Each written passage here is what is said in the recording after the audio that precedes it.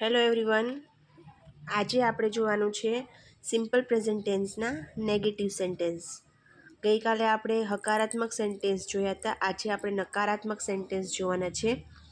જો અહીં તમને એક્ઝામ્પલ આપે છે, Rahul brings vegetables every day. Hawkers sell fruits. Nishendu tells a story. So અહીંયા આ જે છે ટુ બી કે ટુ હેવ ક્રિયાપદો વિનાના ક્રિયાપદોવાળા હકારાત્મક એફિર્મેટિવ છે, મતલબ આ હકારાત્મક સેન્ટેન્સ છે, તમે જોઈ રહ્યા છો તે. હવે એને આપણે નકારાત્મક મતલબ નેગેટિવ સેન્ટેન્સમાં જ્યારે ટ્રાન્સફર કરવા હોય ત્યારે does not plus do not, મતલબ કોઈ બી એક ડઝ નોટ અથવા ડુ નોટનો ઉપયોગ થતો હોય છે. નકાર વાક્ય રચનામાં ડુ નોટ કે ડઝ નોટ પ્લસ ક્રિયાપદનું મૂળ રૂપ, મતલબ ત્રીજો પુરુષ એક વચનમાં ડઝ તે સિવાય ડુ.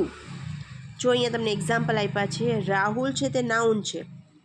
નાઉન છે મતલબ અહીંયા એસ અથવા ઈએસ વાળું રૂપ છે, મતલબ કે નાઉન હોવાના ક્યારે સિંગ્યુલર હોવાના કારણે અહીંયા બ્રિંગ્સમાં એસ અથવા ઈએસ વાળું રૂપ લાગુ પડે છે, અને એસ ઈએસ દૂર કરવા હોય તો ડઝનો ઉપયોગ થાય છે. Does not bring vegetables every day. નીચે જુઓ તો hawker do not sell fruits.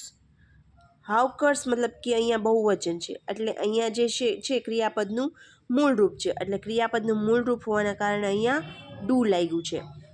જો એસીએસ વાળું રૂપ હોય તો ડઝ આવે, પણ જો એસીએસ વાળું ન હોય ને મૂળ રૂપ હોય તો ડુ આવે છે. Nishendu does not tell a story. શું લખ્યું છે? ટેલ્સ છે, તો ટેલ્સની જગ્યાએ અહીંયા ટેલ્સ મતલબ એસ વાળું રૂપ છે, એટલે અહીંયા આવ્યું ડઝ વાળું રૂપ.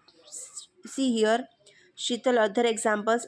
થોડાક એક્ઝામ્પલ્સ છે. Sheetal helps her mother father લખ્યું છે. અહીંયા તમારે આમાં પાછું બીજું શું ધ્યાન રાખવાનું, જ્યારે તમે નકારાત્મક વાક્ય બનાવો છો ત્યારે એનો મિનિંગ ફરવો જોઈએ નહીં. જ્યારે તમે વાક્યને નેગેટિવ બનાવવા જઈ રહ્યા હો, મતલબ કે એના મિનિંગમાં ફેરફાર થવો જોઈએ નહીં. એક્ઝામ્પલ અહીંયા આપ્યું છે, C Sheetal helps her mother, તો અહીંયા ફાધર યુઝ કરવાનું છે, મતલબ કે મિનિંગ ચેન્જ થવો જોઈએ નહીં.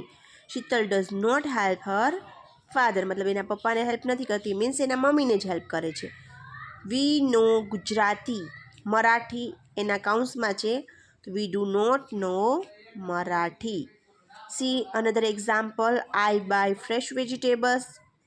એની જગ્યાએ ચેતના યુઝ કરવાની છે. જો ચેતના તમે યુઝ કરો છો ત્યારે બાય છે છતાં પણ અહીંયા ડઝનો ઉપયોગ થયો છે, બિકોઝ અહીંયા આપણે નામમાં ફેરફાર પાડ્યો છે, એટલે નામમાં ફેરફાર છે એટલે ચેતના સિંગ્યુલર છે, એક વચન છે અને નાઉન છે, એટલે Chetna does not buy fresh vegetables.